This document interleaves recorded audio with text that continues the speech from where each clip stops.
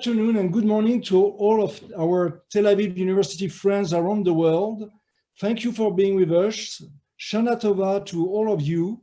We are gathered today to listen to our honorary guest, His Serene Highness Prince Albert II of Monaco, for a special webinar on acting now for a sustainable tomorrow. I am Professor François Elbron. I am the president of the French Friends of Tel Aviv University, and I will be your moderator.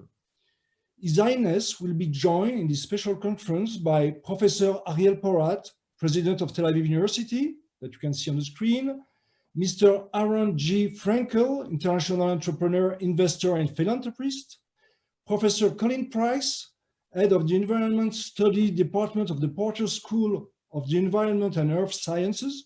He heads also the Frankel Initiative on combating pollution at Tel Aviv University. And finally, we are very pleased to have also with us Mr. Nico Rosberg, sustainability entrepreneur and Formula One world champion. Thank you all to our panelists to be with us. And also we have today taking part among the people who are listening to us, we have the pleasure to have the honor to greet His Excellency, Mr. Eric Danon, the French ambassador to Israel. At the end of the panel, you will be able to ask questions, and you can see on the bottom right of your screen a Q&A button. So if you want to write questions, you can write them. And if we still have time, I will give your questions and read your questions to the panelists.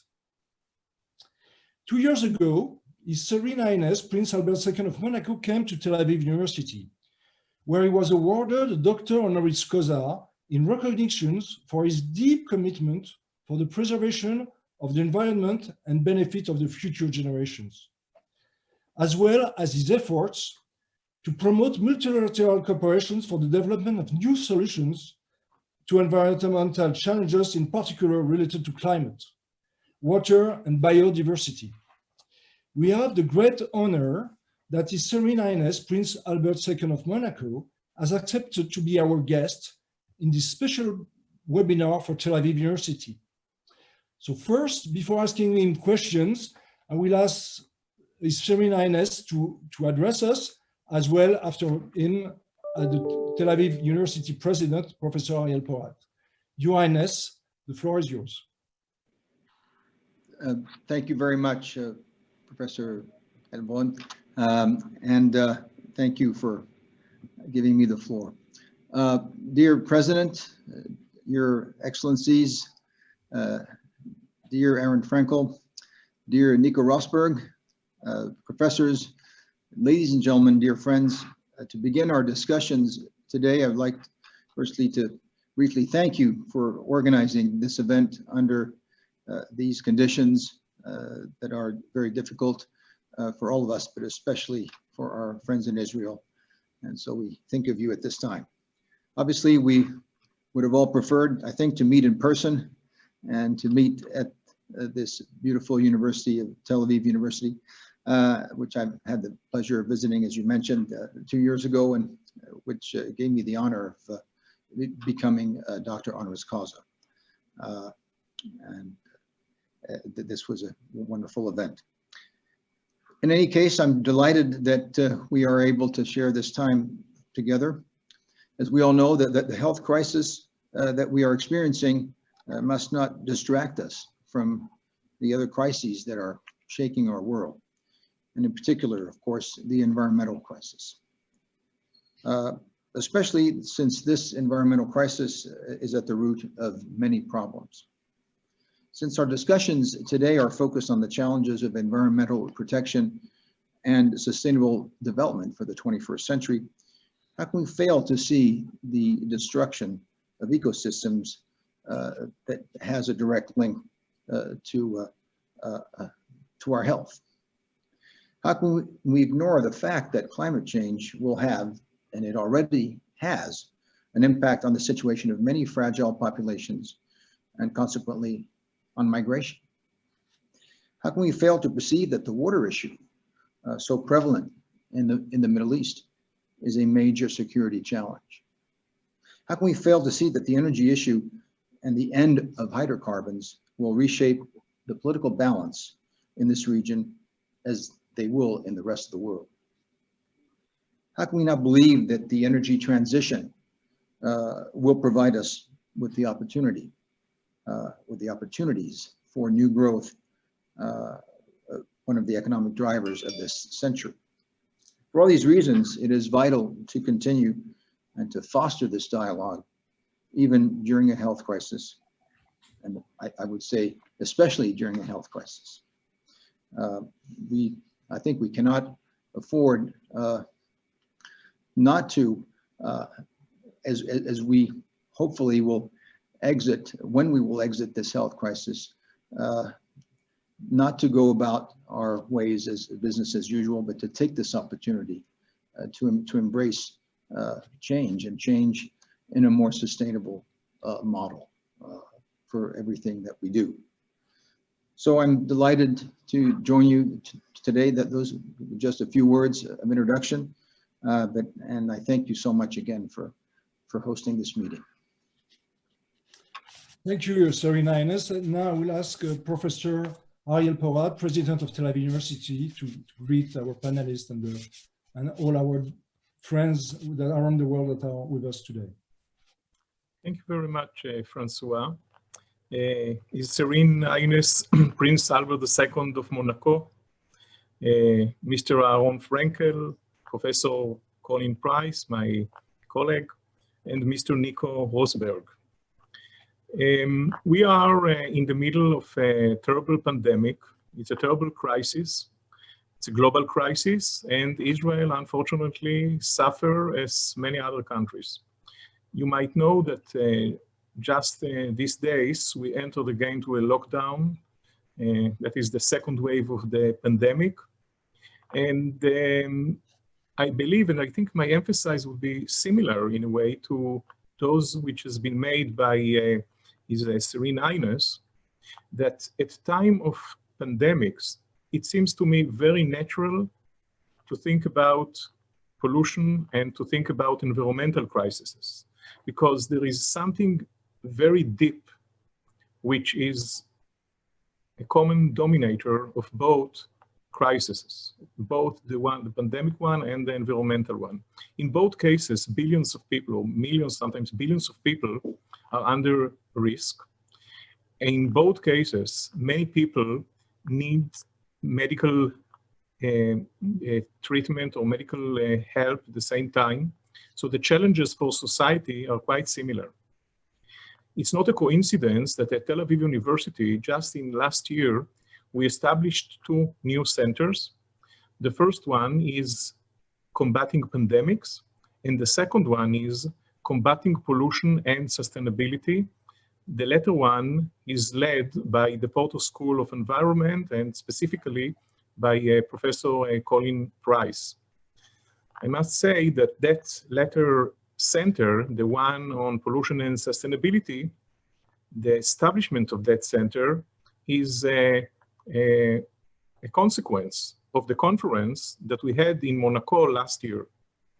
Actually, this is the inspiration of the conference and the inspiration of His Serene Highness, that we need to have such a center for both research and maybe in the future also for teaching.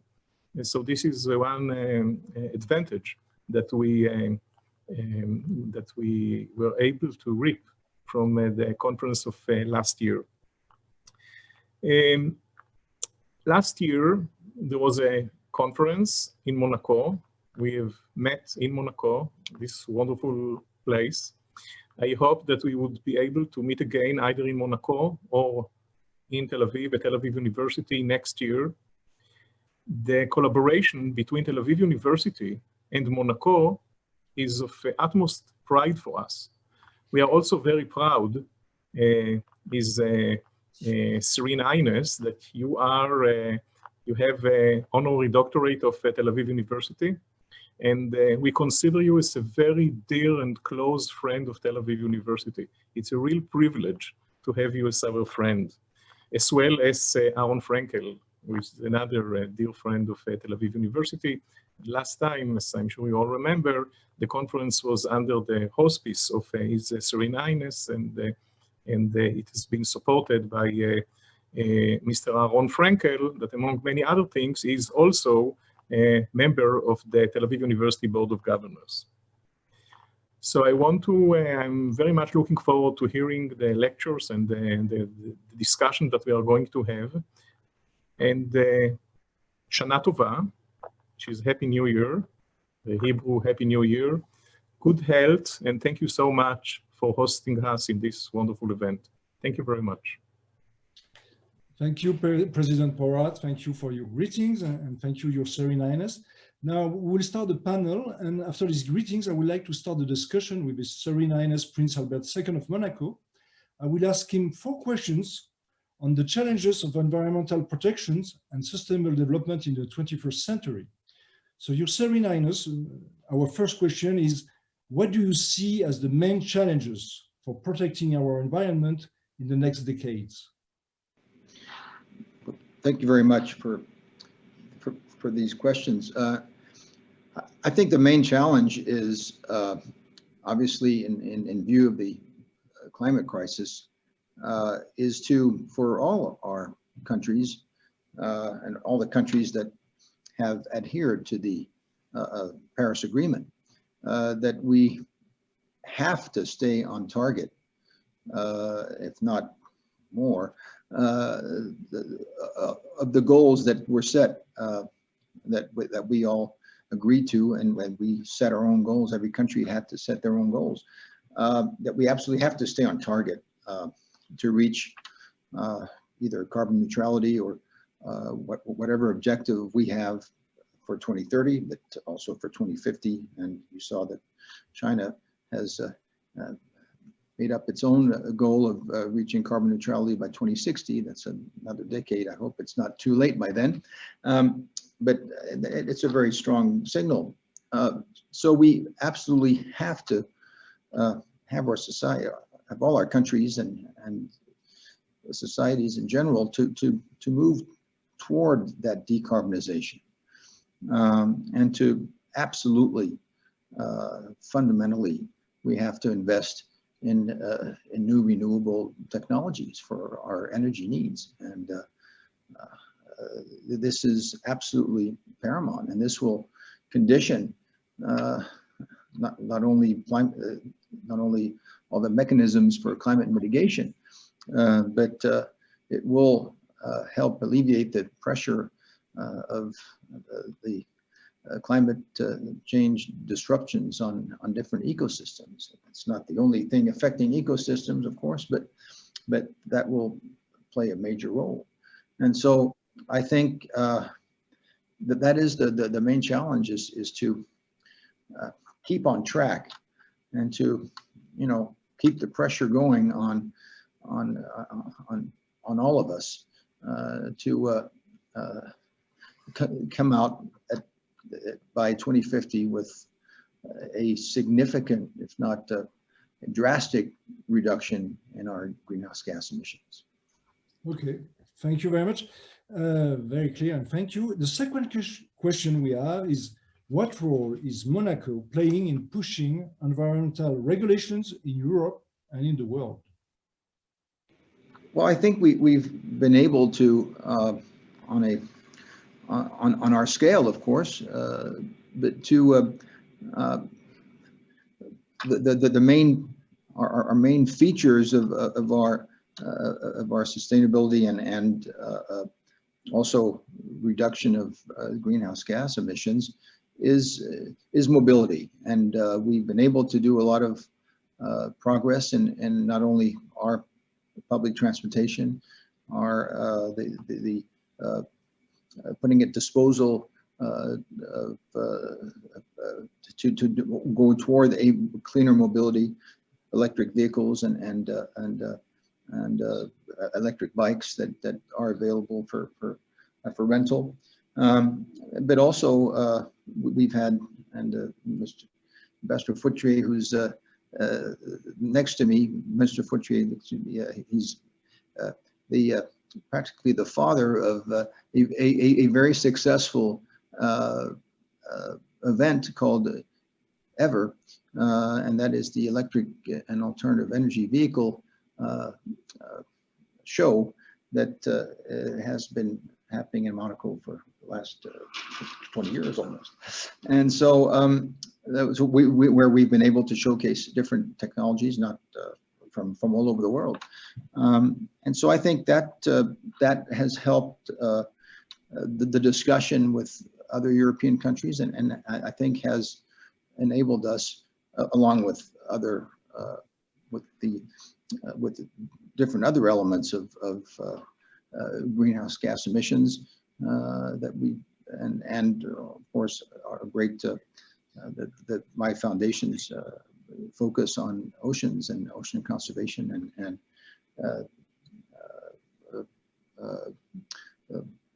protected areas, and the defense of the different preserved spaces for different species, and the protection of biodiversity on land and at sea, and also water. And I'll get back to water issues because that is also vital. So that has helped, of course, with an ongoing dialogue with the European authorities and the European Commissioner for the Environment and other agencies. And so I think even though Monaco is small in size, as we all know, it can help in this dialogue and can help push certain programs forward. Okay, thank you very much. The third question is, what do you think is the first challenge and opportunity for dealing with sustainable development in the future? First challenge and opportunity. I think the challenge is to put into policy different ideas and different practices, be it, I mean, in every area, on the protection of biodiversity, on water, but especially on issues concerning climate change. And so anything that we can do in any influence that we can all have, not only as leaders of countries or as people in places of responsibility, but I think anyone can play their part in our societies to put into policy or to help put into policies the right policies that will lead to a successful decarbonization of our economies and move toward a more sustainable future. I think that's we still have a long way to go, as we know, especially with some countries, but I won't get into that. But I think we have to keep this pressure on all our decision makers to really go in the right, follow the right path and make the right decisions at the right time. Okay, thank you. And our last question is a more personal question about Tel Aviv University. As we said, you have visited Tel Aviv University 2 years ago, and you have visited at the time, and you spent a full day there, the Porter School of Environment of Tel Aviv University. And you have hosted also several events, 2 in Monaco and 1 in Tel Aviv University, for research cooperation on sustainable development. So the question is, how do you envision such a development with your country and research centers, and what subjects should be the priority for this joint research between Monaco and Tel Aviv University? Well, I think we've already started different discussions on these potential programs, and they of course they touch on some of the subjects that I've already mentioned. But I think we made it very clear that we are open for any kind of new ideas and new programs that might be helpful. Of course, for Tel Aviv University and for Israel and for the Middle East as a whole. But I think any any cooperation of this nature can benefit not only both countries, but can also be an example for others in different areas. And as we look at sustainable development. So I think that, of course, sciences and science in general is paramount, and we have to not only listen to scientists, but we have to encourage scientific research to get better data and better understanding of the different mechanisms that are part of the problem with the climate crisis, but also how it affects different ecosystems, and we still cannot fully comprehend, and we're learning things every day on this on these issues, and so I think anything that we can do to help science give us some of the solutions and give us some of the answers probably to better ways of addressing these crises, because it's not just the climate crisis. As I said, it's different crises that keep that are over our heads, and that in order for us to envisage a future that is not only sustainable, but a future that would be a bright future for the next generations, we have to work together, hand in hand, on these issues. Thank you very much, Your Serene Highness. Thank you. Now we'll ask 3 questions to our friend, Mr. Aaron G. Frankel, who is an international entrepreneur, investor, and philanthropist. We'll ask him questions on the world of philanthropy for a sustainable planet. Hello, Aaron, are you there? Yes, I am here. Hello, hello. So the first question is, how is the COVID-19 is linked to working on a better global environment from your point of view? So first of all, thank you to all of you. Thank you to His Serene Highness, Prince Albert, and to Professor Ariel Porat and all of you at University of Tel Aviv. And I will try to talk slow and explain my answer. So the COVID-19 gave us a real lesson, even a crash lesson. First of all, we learn what is really globalization. Because some people were skeptic, saying, oh, what's happening there in this part of the world or another part is not. But the COVID showed us that we even didn't imagine that some unknown virus showed up in somewhere in China from unknown source.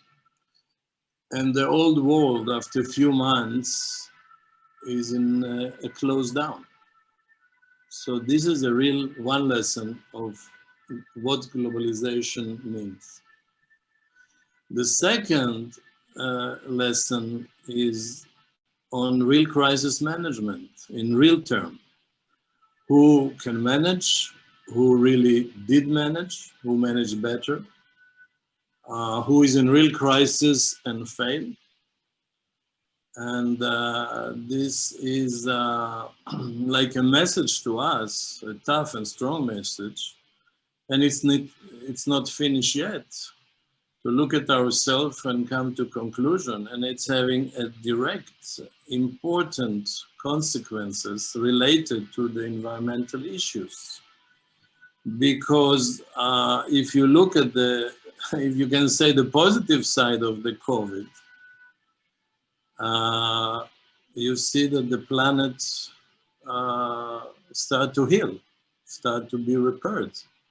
You see that with the right action, not those which are forced on us because of the COVID, we can do better on the environment on the pollution, on you see the level of carbon dioxide went down dramatically. You see pictures from satellites showing major industrial hubs or major cities which was full casted with smog, and you can see the sunlight and you see clear skies after the COVID. It's mean the world can be repaired.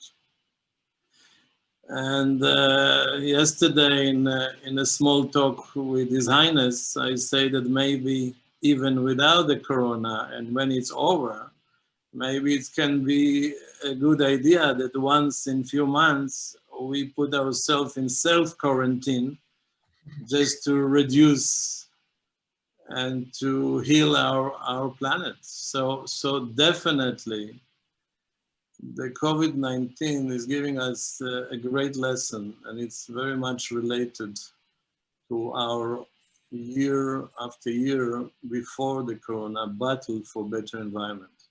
Okay, thank you, Aaron. The second question I have to the philanthropist that you are. Does philanthropy really help in dealing with the environment and promoting sustainable development? I think so. I believe that, okay, you got three types of philanthropists or philanthropy organization that dealing with the environment.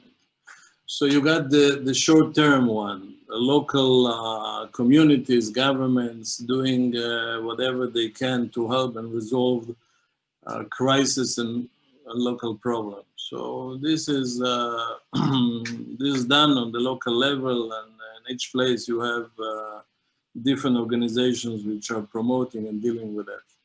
Then you have the medium-term issues, which are things that you must do that yourself, and in the coming, I mean, in your generation, you can enjoy from a better environment and better life and clean air, etc., for you and your own children. And then you have the long-term vision, mainly of big institutional donors and governments, which believe that morally we need to take care about the future generations as a moral duty, that we need to invest in that the future generation, even we may not see it, but the future generation will have a cleaner and safer world.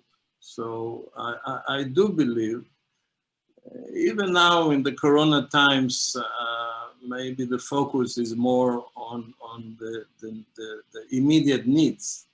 Yeah, that was my other question. Do you think that COVID-19 and this crisis, and you're right, on social issues, sanitary issues, have reduced philanthropic donations in the field of environment? Do you see that, and what do you think of that?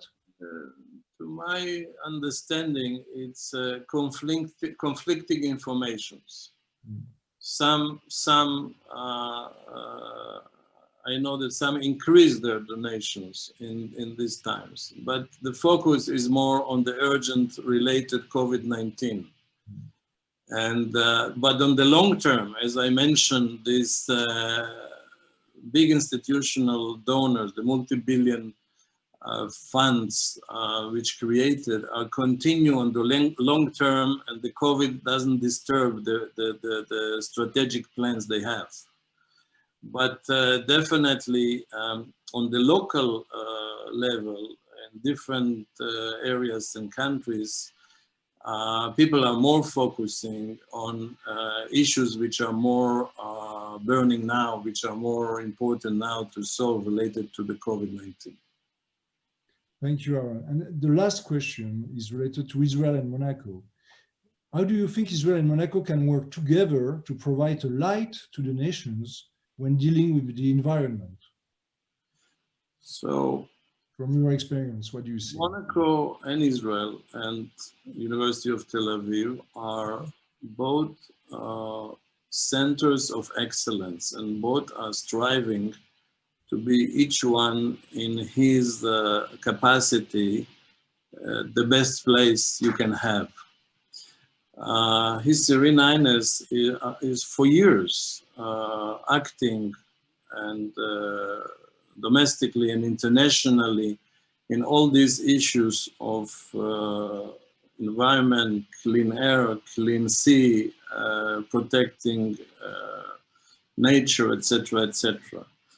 I believe that those two bodies, organizations, can join together to be, for the future, really example for all over the world, how things should be done and how things should be managed. So in my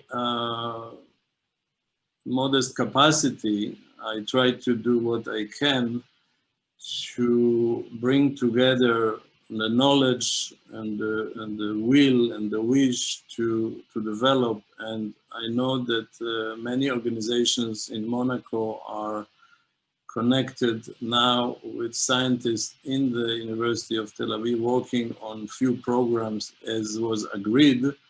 And I am continuing to support that and finance that. And I hope that many others will join me and will create really a momentum of projects which can enhance both sides for bettering our places and the world as such. So we can be example for others. Okay. Thank you a lot, Aaron. Thank you for your answers. And also thank you especially for your philanthropy in this project, developing sustainable development between Tel Aviv University and Monaco. Now we'll ask Professor Colin Price, Head of the Environmental Studies Department of the Porter School of the Environment and Earth Sciences, who is also the head of the Frankel Initiative on combating pollutions at Tel Aviv University. I will ask him questions on innovations for a sustainable future. Hello, Professor Price. My first question is, how do you think innovation can help in providing us a better, more sustainable future? Well, first of all, I'd like to thank you for inviting me to be part of this extremely distinguished panel. I'm truly honored and humbled by this invitation. I'm very happy to be part of this discussion. To answer your question, I think innovation is key. I think if we look at an example from Tel Aviv University, I'm heading what we call the Capsula Startup Accelerator in the Porter School, and that we're trying to promote innovative startup companies in the field of smart mobility. We've been doing this over the last 6 years. And today, thanks to the generous support of Mr. Frankel and our collaborations with Monaco, we just recruited a new round of startups last week that are joining and are being funded under this collaboration with Mr. Frankel, with new innovative ideas related to reducing air pollution, biodegradable plastics, renewable energies, increasing energy efficiency, all to bring us a more sustainable future.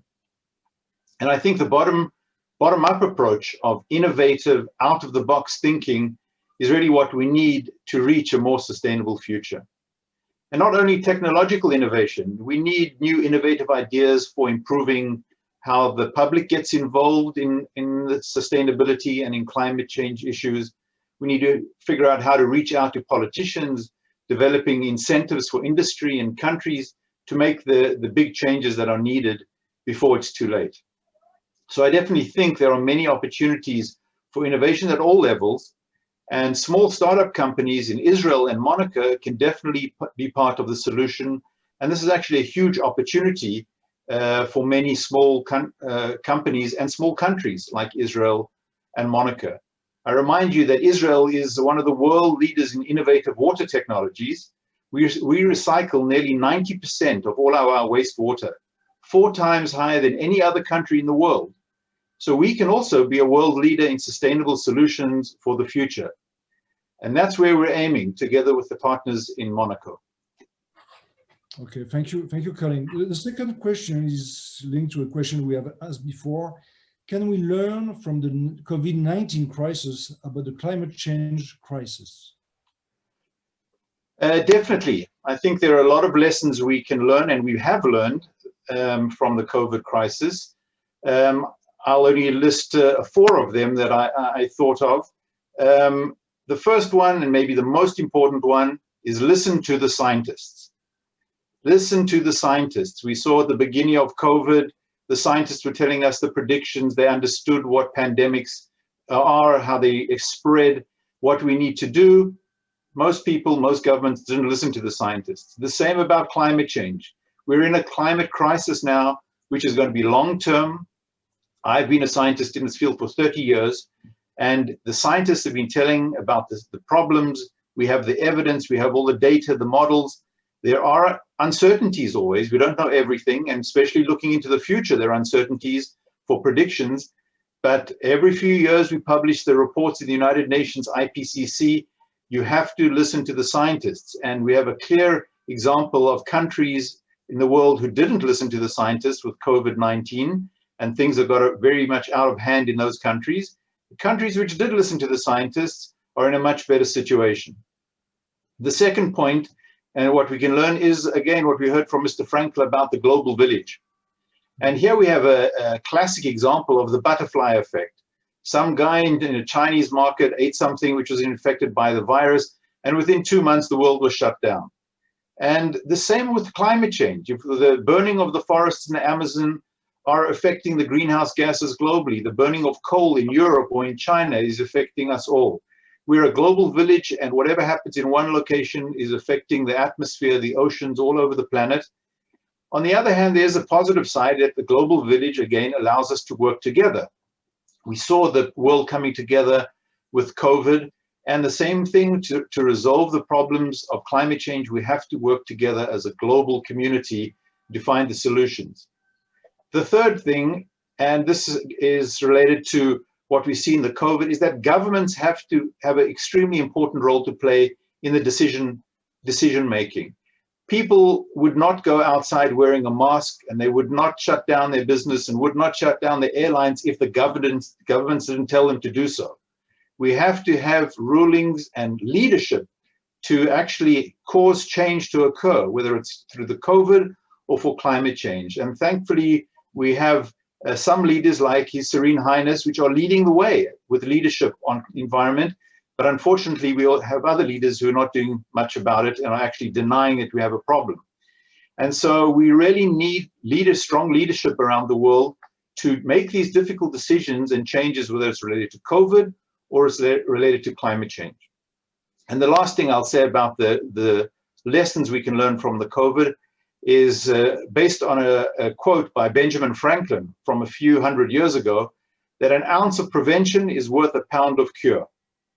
For every euro we spend today to prevent climate change, we'll save 10 euros in another 10, 20 years in recovery from natural disasters, heat waves, flooding, sea level rise. Most politicians don't like to invest to prevent the problem. Even with the COVID, they'd rather wait until there's really a problem, and then they have to find the money to spend on the recovery. So these are some lessons that we can definitely take from the COVID, and hopefully we'll learn from these lessons in the future. Thank you, Colin. And my last question is also, you will see it's very close to a question that have been asked on the panel by Mr. Daniel Ayalon, is related to the new peace agreements between Israel, the United Arab Emirates and Bahrain.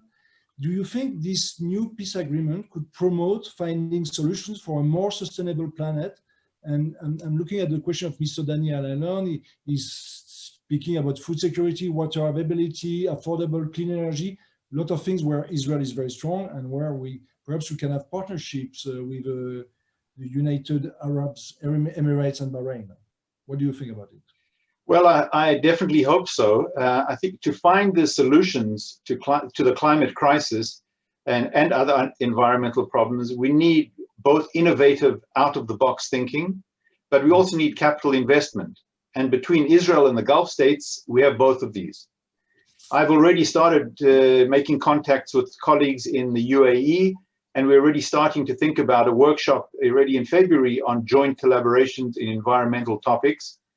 But more than maybe the environmental innovation for solutions, maybe more important, that is actually the geopolitical implications that could occur in the region and the world if we can work together with the Gulf states to solve the climate crisis. Just think about the oil superpowers becoming solar energy superpowers, providing clean energy to the region and the world, storing that energy in fuel cells or producing hydrogen.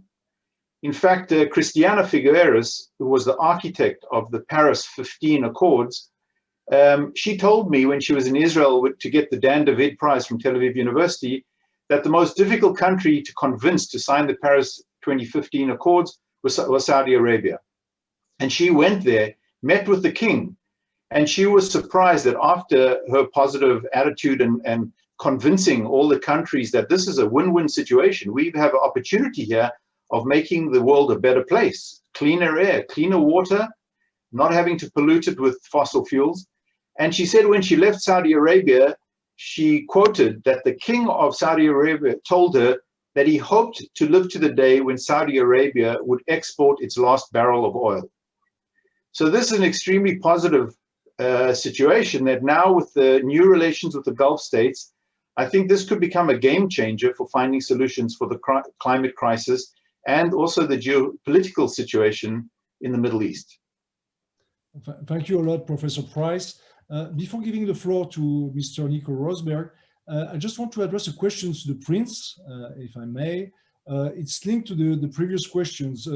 We had a question from a governor asking us if Monaco could play a role in order to develop sustainability projects between Israel and the Gulf states. And how do you view this peace agreement that have been signed recently? And if there is Monaco could play a role there, both from the peace aspect, but also this question is specific on sustainability project. Your Serena Ines, if you want to answer that. Thank you. Well, and I've said this on different occasions and in the past that the great advantage of small neutral countries is that we can sometimes serve as go-betweens between larger countries, of course. Most countries are larger than us, but to act as maybe mediators or facilitators. And I would really be very pleased and happy and humbled to be able to help in this process, not only for peace, of course, but for environmental issues. And I think we definitely are, as we've all said, at a very crucial moment where we have to move forward on not only on the climate agenda, but on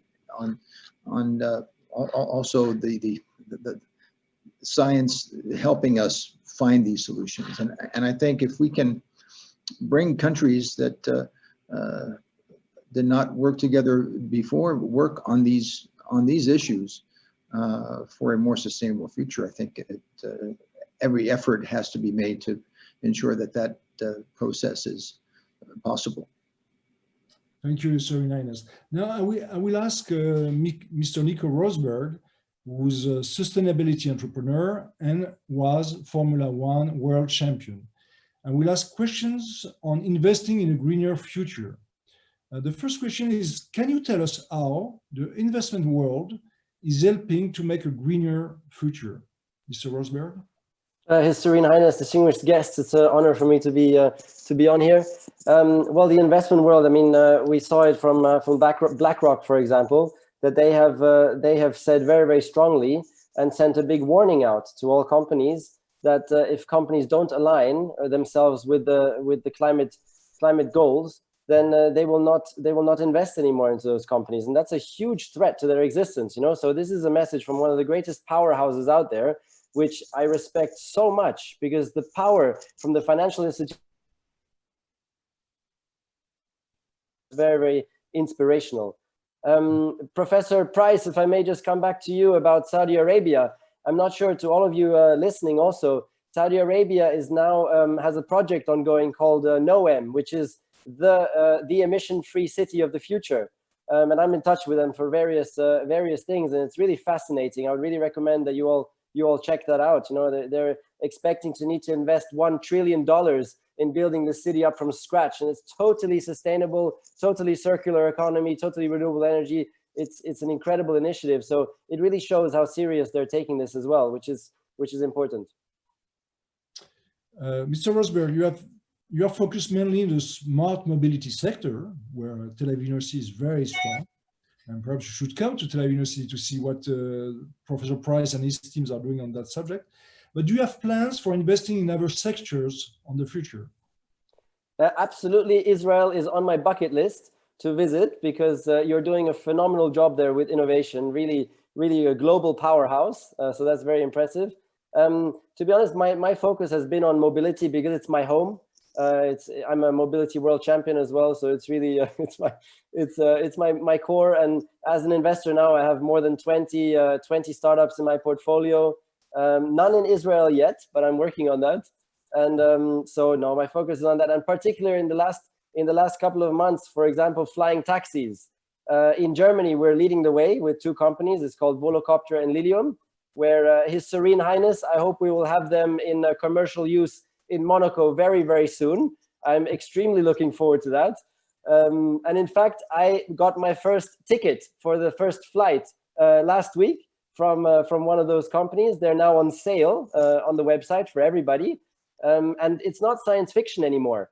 One of those flying taxis called Volocopter, it's going to be in commercial use in 2022. So this is 1.5 years away. It's right around the corner. And this is a mobility solution that is going to have such a positive impact on our cities. It's going to be so powerful. It's going to democratize flying. It's going to reduce emissions in the city, decongest cities, make them quieter. And more than that, even, I think it will increase many of our well-beings, because we will be able to commute from outside in the green all the way to the cities every morning in a very easy and quick manner, not paying more than a taxi. So it'll be very, very affordable to many people, and looking forward to that very much.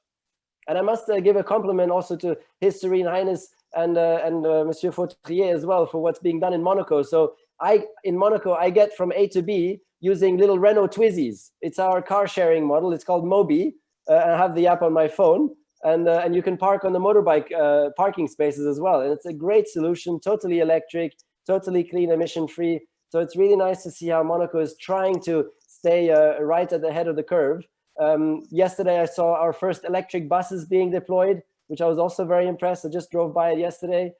So we're doing a lot there. And even an autonomous shuttle right near your home, His Serene Highness, up on the Rocher. So we have autonomous shuttle going there, first ones to try that out as well. So really fantastic to see what we're doing here. Thank you. And the last question is fairly linked to just what you said, but we want to develop about the smart mobility sector.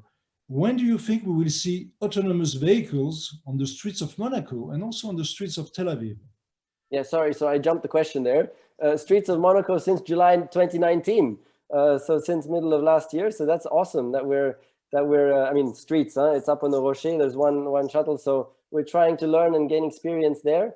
And then in other cities, it's going to be really, it's going to be small use cases to really learn in small, particular purpose-made areas. And I think that's how one is going to expand slowly the autonomy within cities. Because of course, it's still, you need to take it easy because of the risk involved still and the safety involved. And it's going to take some time, but I think I'm very optimistic for that. And so I'm looking forward to that, absolutely. And if I may say as well, I know it's a bit of a conflict. I was a Formula One world champion, blowing out emissions left, right, and center like crazy. And now I'm a sustainability entrepreneur. But I think we all need to do our part. Also, autonomous vehicle, we don't need driver anymore. That's true. That's true. But I think I'll still be quicker than the autonomous vehicle. They will never beat me. But I think we all need to do our part. And I myself, I'm in this transition now. And of course, it's also tough because very often they're like, hey, but you're the F1 guy. What the hell are you doing? Oh, sorry, that was wrong wording. What are you doing in sustainability now? And for me, I just found my passion now as an entrepreneur. I have my entire entrepreneurship focused on sustainability. In fact, I have one of the leading sustainability technology festivals in Europe now called Green Tech Festival. His Serene Highness also gifted us with a short talk last week, which I was very proud of. So I'm really trying to push and as much as possible. Thanks a lot for your enthusiastic speak, Mr. Rosberg. Thank you to all of you. We have a couple of questions questions for all the panelists. So everyone who wants to answer the question is ready to. It's a question from Michael Stein. Dear panelists, lately there are many documentaries that show the connection between the meat and dairy industries and the rising number of emissions.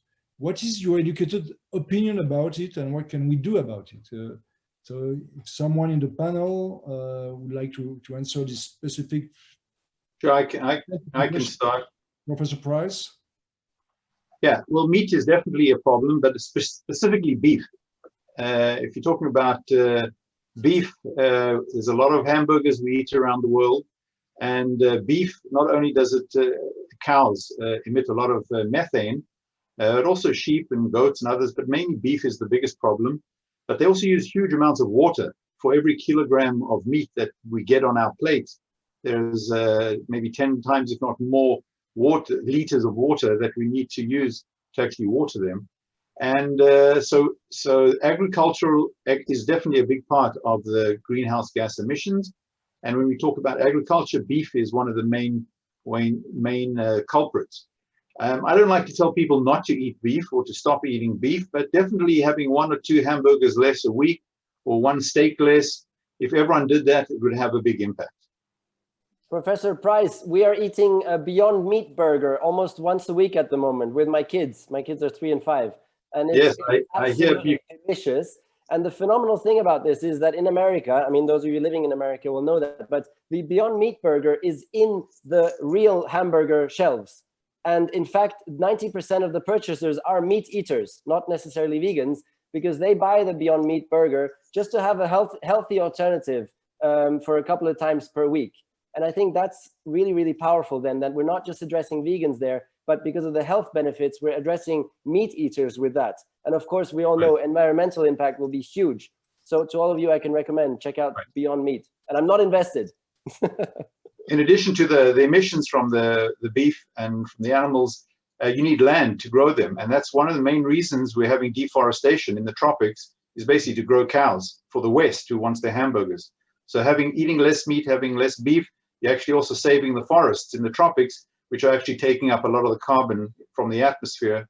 And so overall, it's not a good thing.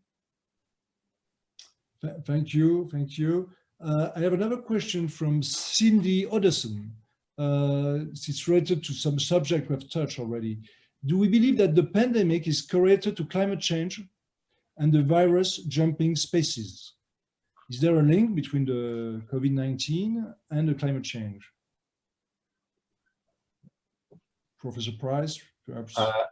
Well, I don't want to hog the discussion here, but it's possible. We know that basically the viruses come from exotic species, say that grew up in the tropical forests. And there are two aspects here. Once when you chop down the forest, which is either for growing cows or for something else, you actually put stress on these exotic species which migrate out of the tropical forest, and then they become in contact with domestic animals like pigs or cows, and eventually we eat them. And so this is one way that we're causing these pandemics to become more frequent.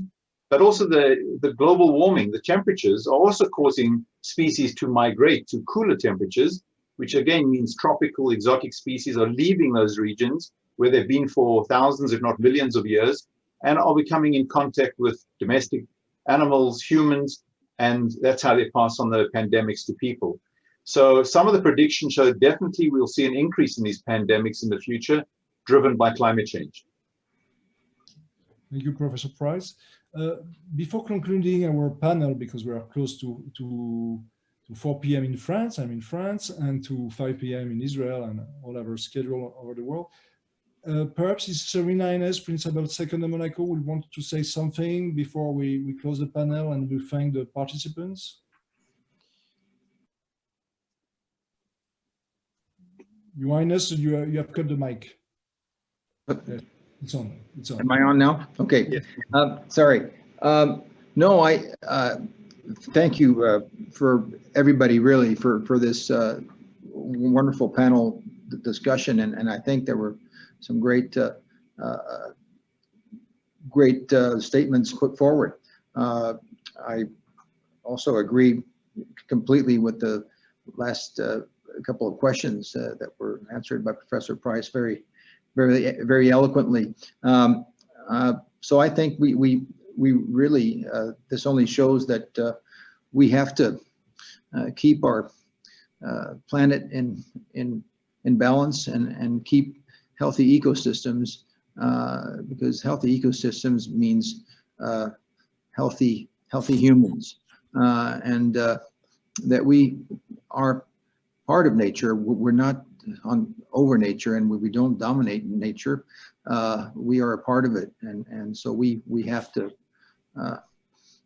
keep that link strong and healthy, and then we will be able to overcome different hurdles and be able to look at the future with bright and confident eyes.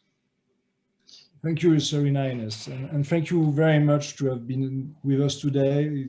We know it's a very important honor for Tel Aviv University. And before leaving us, I want to tell you how close you are to Tel Aviv University. When you came to Tel Aviv University to visit, it was a great moment. And I would like also to ask President Ariel Porat of Tel Aviv University to say some words of goodbye. So thank you very much. It was really very interesting. Thank you, His Serene Highness, for hosting us again. I hope that next time we'll be able to meet face to face, as I said, either in Monaco or Israel. The previous president has been privileged to host you at Tel Aviv University, so I want to have this privilege too. So you are most welcome to Tel Aviv. The moment that it would be possible to fly safely, it would be our great pleasure and honor to host you at Tel Aviv University. So thank you very much, President Porat. Thank you, His Serene Highness Prince Albert II of Monaco. Thank you to all the panelists. And I want to give special thanks to the Foundation Prince Albert II of Monaco and to His Excellency, Mr. Bernard Fautrier, that has been close to the Prince on the left on the screen. Thank you, Mr. Bernard Fautrier. Also, Mr. Olivier Wenden, part of the Foundation. I want to thank also His Serene Highness Prince Albert's team, Mrs. Christine Spril and Mr. Nicolas Saucier, who have helped us organizing this event, and to thank all the Tel Aviv University team who has been part of it, Mrs. Agnès Goldman, Professor Colin Price, Vice President Amos Elad, Mrs. Yael Regev, and Mrs. Ayana Segal-Cohen. And also, thank you very much to our dear friend Aaron Frankel, because all this magic between the link and the partnership between Monaco and Tel Aviv University is thanks to him. So thank you to all. Shana Tova, Happy New Year 5781. So it's been a long time we've been around. And enjoy, have a good Kippur. And as we say in Hebrew, my Hebrew is not very good, it's Gmar Hatima Tova, be inscribed in the books of life. It's a great tradition, especially when we speak about sustainable development. Thank you to all. Happy New Year. Toda rabba. Bye. Thank you. Thank you so much. Goodbye, everyone.